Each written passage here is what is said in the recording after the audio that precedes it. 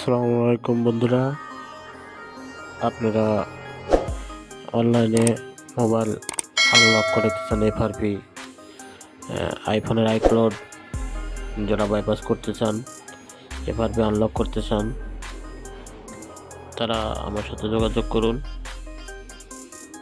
ধন্যবাদ।